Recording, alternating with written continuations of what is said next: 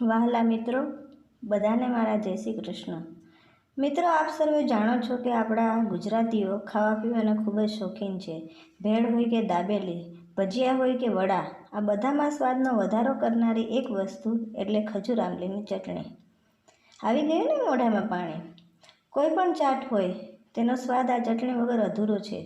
પણ મિત્રો, આજે તમે માર્કેટમાં આંબલી લેવા જાઓ તો નજીવી વસ્તુનો મોંઘા ભાવે વેચવામાં આવે છે અને સાથે જ તેની શુદ્ધતાની તો કોઈ ગેરંટી જ નથી। મોટાભાગે તેમાં જીવાત જોવા મળે છે। તો આજે આપણે જોઈશું કે હું આ આંબલીને કેવી રીતે મારા ઘરમાં પ્રિઝર્વ કરીને રાખું છું। તો મિત્રો, તમે જોઈ શકો છો કે અમે આંબલીના ઝાડમાંથી જ પાકી આંબલી તોડી અને આ રીતે ભેગી કરી લીધી છે। તો જુઓ અહીંયા કેવી રીતે આંબલીનો વરસાદ થઈ રહ્યો છે। તો અમે આ રીતે બધી આંબલી ભેગી કરી લીધી છે અને તેમાંથી ને ઉપરની જે છાલ છે એ પૂરી રીતે હટાવી લીધી છે।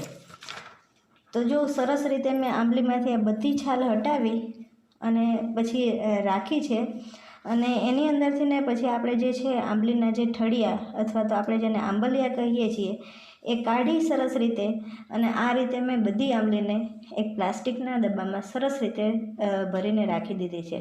તો જો મિત્રો, આ મેં આંબલિયા કાઢી નાખ્યા છે। આનો પણ ઉપયોગ આપણે કરી શકીએ છીએ। તો આ મારી આંબલી જે છે એ તૈયાર થઈ ગઈ છે સરસ રીતે, એમાંથી બધા આંબલિયા કાઢીને। તો મિત્રો, હું તમને હજુ બીજી એક વસ્તુ પણ બતાવવા માગું છું કે આ જે આંબલી તમે જોઈ રહ્યા છો એ મારી 2 વર્ષ પહેલાંની આંબલી છે કે જે હજી સુધી જેવી રીતે મેં પ્રિઝર્વ કરી હતી તેવી જ એઝ ઇટ ઇઝ રહેલી છે। આમાં કશું જ નથી થયું અને હજી આજની તારીખે પણ હું ઉપયોગ કરી રહી છું। તો મિત્રો, જો તમે પણ આ રીતે આંબલીને પ્રિઝર્વ કરીને ફ્રીજમાં રાખશો એના બધા જ ઠળિયા કાઢીને, તો આમાં કંઈ નહીં થાય, કોઈ જાતની કંઈ જીવાત નહીં પડે અને આંબલી જે છે સ્વાદ પણ એનો એવો જ રહેશે। તો તમે પણ જરૂરથી એકવાર ટ્રાય કરજો, તમને પણ મજા આવશે આંબલીનો સ્વાદ માણવાની। તમારો ખૂબ ખૂબ ધન્યવાદ। બધાને જય શ્રી કૃષ્ણ।